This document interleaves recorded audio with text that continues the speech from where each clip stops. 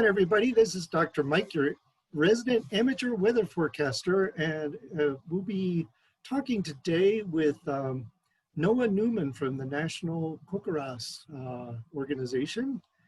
And I just wanted to ask you, Noah, first of all, what does CoCoRaHS stand for?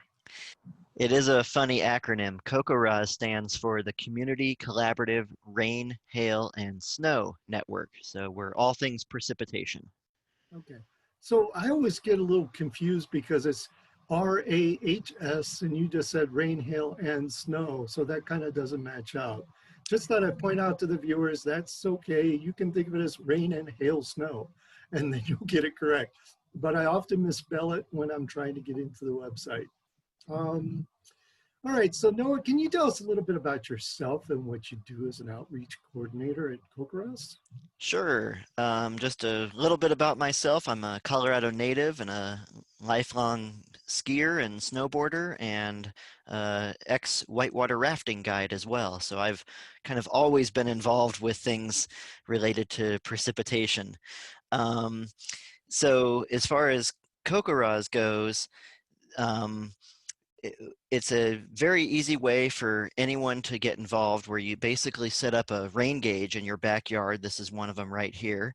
And you report, yep, and you report your daily amounts. And oftentimes in the desert Southwest, that report is a 0, but that's actually really important data too, because our data are used by the National Weather Service as well as meteorologists and drought scientists who are very interested in where it did not rain. So it's a really important way to get involved, or an easy way to get involved, where your contributions are very important to the scientific community.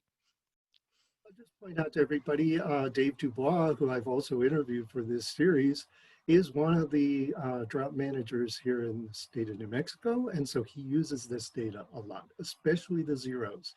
So if you do become a CoCoRaHS participant, please put in your zeros. Even if you just do it monthly, we really can use it. So tell us a little bit more about CoCoRaHS and how it works and what we do and how do we get involved. Sure, yeah. So we actually started back in 1998 following a disaster of a flood that occurred in Fort Collins, Colorado, and that's where I'm located at Colorado State University. And what the radar had indicated to be only a couple of inches of rainfall, and the only official rain gauge in town was located in a spot where there really only was about 2 inches of rainfall. But what the National Weather Service was not aware was that 5 miles west of town, they received about 14 inches of rainfall, and that was a disaster. And afterwards, what the state climatologist realized at the time was that if we had people who could set up rain gauges in their backyard and use this new growing internet thing that was happening at the time, we could potentially crowdsource the data and help out scientists. And it grew for 20 years later. Now we're in all 50 states. We're in Canada, Puerto Rico, Bahamas, and we've got 20,000 people that all have this exact rain gauge here. And that's really the only requirement. You do have to get your own rain gauge, and it has to be the same type. And that way we're comparing apples to apples. It's a very important scientific research project. And so we can't have automated gauges. We can't have different style gauges. Everyone needs to be using the exact same gauge here.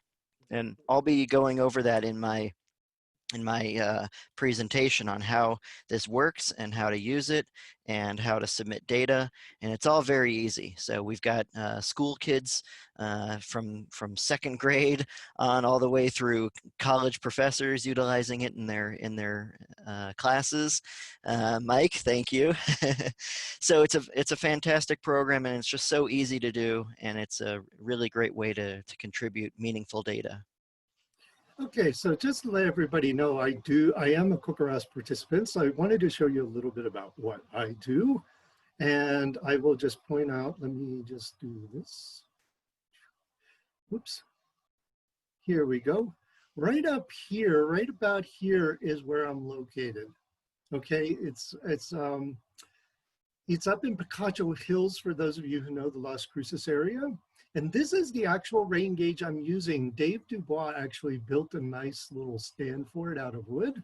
And you can see here it's sitting out in my front yard, well away from any walls, well away from any trees, as Noah will tell you later, that's important. And you can see here on some of the maps that they actually provide, and I'll just move this out of the way so I can see. Right down here, you can see where we're roughly located, and there aren't that many measurements, folks. We got quite a few in this area, but not a lot. There's only 3 up where I live. And there are other areas around New Mexico where there's no measurements being taken. So if you're from out away from the big cities, say in Clovis or Canutillo or Carrizozo, New Mexico, down in Deming, they could use a few more, etc. Those places really need it, and we can really use it up here in the northern reaches too, as you're going up the highway there. So if you've got a ranch or a cabin up there, please be a participant. Just want to point out to you, just a few days back, just this month, I measured 0.9 inches. And I'm going to ask Noah, is that a lot of rain? Yeah, for your area, it certainly is. Even for me in Colorado, it's pretty rare for me to ever approach the 1 inch mark. But other places in the country, as you well know, even just today, I mean, 9, 10 inches of rainfall in a 24-hour period from the tropical storm Sally that's happening in the Florida Panhandle right now. So it's the real point of the network, though, as I alluded to earlier, and everyone can relate to this. It rains different wherever you go. You can look out the window and you watch it rain across the street, but not on you. And that's the real importance. The National Weather Service, they've got official rain gauges throughout the country, around even New Mexico and Las Cruces, they've got a couple, but they need people who can submit data like you and I from our backyards that can fill in the gaps and can better understand that variability of precipitation from one block to the next. So like down in El Paso, where the National Weather Service is located for our region, they only got less than 0.01 inches, 0.08 inches. So it's less than 1/10 of an inch, whereas we were getting 9/10 of an inch, almost a full inch of rain. So, and the channel actually went right through my house and bypassed David Dubois, who only got maybe a point 0.3 or 0.03, something like that. I don't remember which it was, but he said he got very little rain that day. The university didn't see much either. And so we're really important, folks. We really do help these folks. I just want to let you know that. So thank you, Noah, for giving us a clue as to how we can get involved. Everybody just remember, and I need to grab something here, I'm sorry about that, that NOAA is doing a science destination, and it's called Measure and Report Precipitation from Home, parentheses, CoCoRaHS. So if you go to that destination, you'll get much more information about how to get a rain gauge, how to use the rain gauge, how to put your data in. Also, NOAA has agreed to be a part of some of the other events, so you'll be able to ask him questions. I believe, NOAA, you said you would try to be at the very first kickoff event. So if that hasn't happened already, folks, go check it out, and you'll be able to ask NOAA questions there.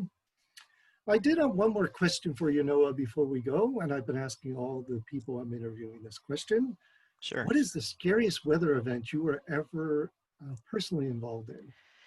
Wow, no, that's a good question. As a kid, I was actually scared to death of tornadoes, and I grew up in southeast Denver, Colorado, in Aurora, and it was pretty rare to ever have anything. We would get warnings, and I was just scared to death, and I was constantly looking up at the clouds, watching rotation and running down to my basement. But now in my older years, through college and through the experience at the in 1997, I think some of the scariest things that I've experienced have actually been the flash flood events, where such an amazing amount of rain falls, maybe not even on you, and you're not quite aware of the disaster that is just upstream of you. And it's so tempting to think that you can cross that street when there's a little bit of water running through it. And the things that I have seen in flash flood events, mark those as really the most scary things that I've experienced in the weather world. If you take the Skywarn training with Jason Laney, it'll be after the Fiesta, I can tell you he will show you some very interesting video where some of these things occurred, where an SUV got washed away in less than a half an inch of water going down a street. So it is very scary, folks, and we don't realize, we think it's fine and we just go merrily along, and then suddenly we get caught in it. I was actually in the flood in 2006 down in El Paso, and we lost a part of our yard. It actually eroded all the way down the hill, and many of our neighbors were starting to get water into their house. A block away, there was a mudslide that was about 3 inches thick, went through several of the brand new houses. And in fact, there was enough rain and enough force in that rain that it actually picked up one of the Blockbuster stores and dragged it halfway across the road. So the power of rain is amazing, folks. Just thought I'd point that out to you. Okay, again, thank you, Noah, and thank you, everybody, for joining us. And I look forward to seeing you all at the New Mexico Science Fiesta. Thanks, Mike.